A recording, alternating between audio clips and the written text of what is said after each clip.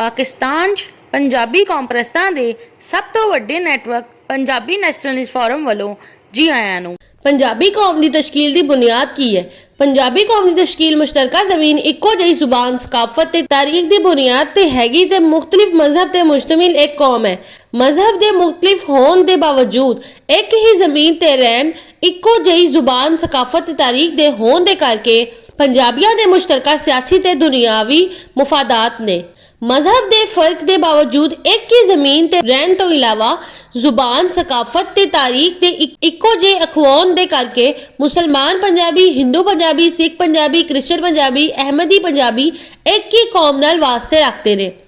मजहब हर फर्द दा अपना ते उस दे रब दा मामला है कि वो किस मजहब ते तालीमात हासिल करके अपना इखलाक ठीक करके ते रूहानी नशनुमा करके अपनी जिस्मानी हरकत, नफसानी ख्वाहिशात ते कल्बी ख्यालात की इसलाह करके अपनी दुनिया ते आखिरत संवारदा है। कौम का मामला पंजाबियों के समाजी एहतराम, सियासी इस्तेहकाम ते पंजाब की इकतसादी तरक्की, मुआशी खुशहाली जे दुनियावी जिंदगी के इज्तमाही मामलों नाल है। पंजाबी कौम जट, अराई, राजपूत, गुज्जर, अवान, शेख वगैरह जही मुख्तलिफ बरादरियां ते मुश्तमिल है। जबकि पंजाब विच रहने वाले या पंजाब नाल ताल्लुक रखने वाले लोग जो पंजाबी जुबान नहीं बोलते, पंजाबी सकाफत इख्तियार नहीं करते, पंजाबी कौम की तारीखी तौर पर मुश्तरका हालात और वाकियात शरीक नहीं होंगे, फिर इन्हां लोकां नूं पंजाब विच रहने वालियां दे तौर ते तस्लीम किया जाता है, पर उस दा शुमार पंजाबी कौम विच नहीं हुंदा।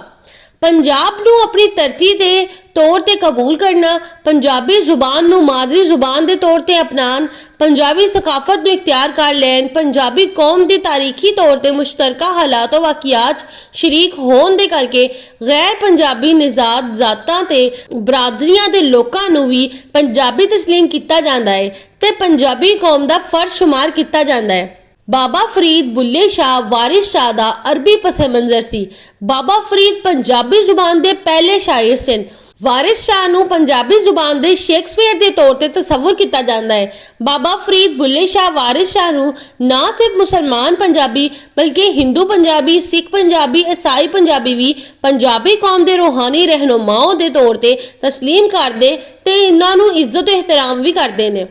इसलिए पंज दरियावां की जमीन विच गैर पंजाबी पसे मंजर हमला आवरा, कब्जा गिरा या नकल मकानी करके आने वालियां दियां औलादां नूं चाहिदा है कि पंजाब की धरती, पंजाबी जुबान, पंजाबी सकाफत ते पंजाबी कौम की तारीख विच अपने आप नूं शरीक करके बाबा फरीद बुल्ले शाह वारिस शाह के नक्शे कदम की पैरवी करते हुए पंजाबी जुबान सकाफत तारीख नूं फरोग दे के पंजाबियों के समाजी एहतराम, पंजाबी कौम के सियासी इस्तेहकाम ते पंजाब की खुशहाली विच अपना किरदार अदा करन। पंजाबी कौम की जट, अराई, राजपूत, गुज्जर, अवान, शेख वगैरह मुख्तलिफ बरादरियां नूं चाहिदा है कि जात ते बरादरी तक महदूद रह के आपस विच मुहाजरा करन दे बजाय पंजाबी कौम परस बन के अपना ध्यान पंजाब की जमीन, जुबान, सकाफत, तारीख ते दे के पंजाबी कौम नूं सियासी ते समाजी तौर ते मजबूत कौम ते पंजाब नूं मुआशी ते इकतसादी तौर ते मुस्तहिकम देश बनाना है।